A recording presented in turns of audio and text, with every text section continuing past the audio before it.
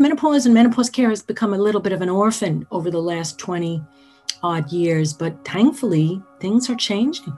Women deserve a full menopause education so they can understand how to manage the last third of their life when they're in a hormone deficient state. We have to make sure that we're retaining the wisdom, the experience that women have at this age and encouraging them to stay in the workplace. This is a big conversation. It's very welcome because obviously it's part of the work of the task force.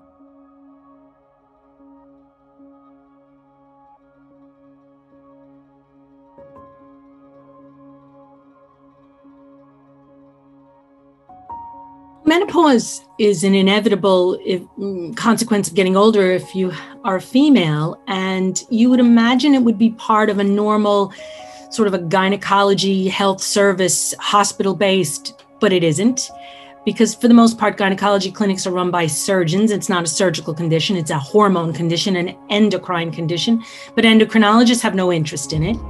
So it's, as often happens, kind of an orphan topic that gets left for the most part, to be handled by general practice.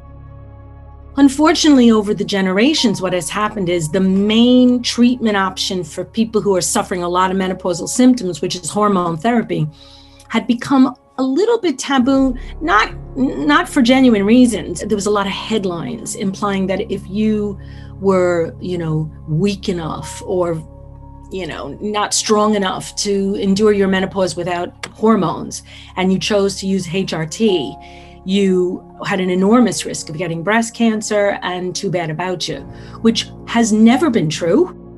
And women would rather have horrendous quality of life and take whatever was coming rather than seek help. It's not just menopause. There's a shocking lack of joined up service when it comes to women in Irish general practice. And you can have really, really excellent care if you're lucky, and you can be absolutely isolated.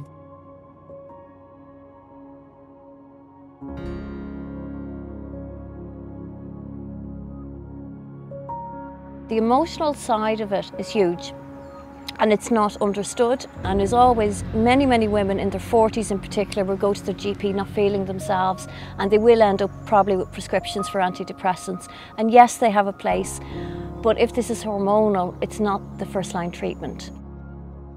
We would like to see in the future GPs having menopause training, so a woman can get what she needs from her GP and have an understanding rather than being told she's just depressed or anxious. We would like to see in the future menopause being included in secondary school education, because I think it's important for the future females.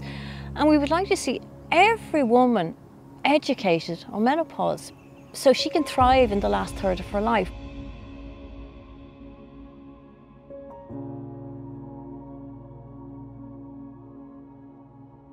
When you look at it from the perspective of the workplace, and I'm talking really any variety of workplace, whether it's supermarket to an office, whatever it is, the symptoms are going to be the same.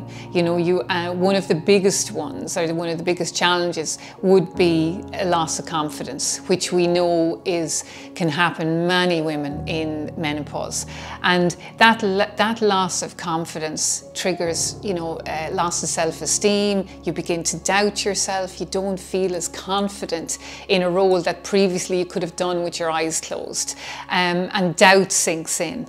And then you sprinkle on top of that brain fog, and all of a sudden, where maybe you're in a meeting and you don't remember some details, well then that triggers your confidence, it triggers your self-esteem, and it becomes a vicious circle. You have to be able to understand what can you do to support yourself, and also understand that if possibly you were in a meeting with your manager and you knew your manager understood menopause, then you'd relax a little bit and you'd feel more supported.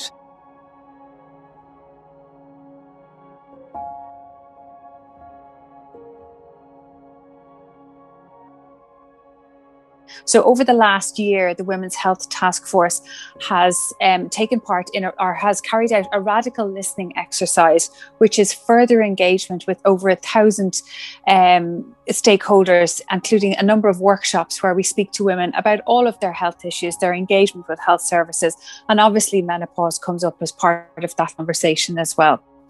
The other key issue that has come out is the lack of available trusted information. So we have started to build a trusted information source that will be published and available as part of the citizens' advice that we will put up on the website in terms of for all women. And one of the key subjects of that is going to be around menopause and information available for women. We are looking at the better workplace options. And then obviously we want to engage further with women and make sure that they are included in improving the workplace, because that's a key part of, I suppose, supporting women who are working full time and going through the menopause.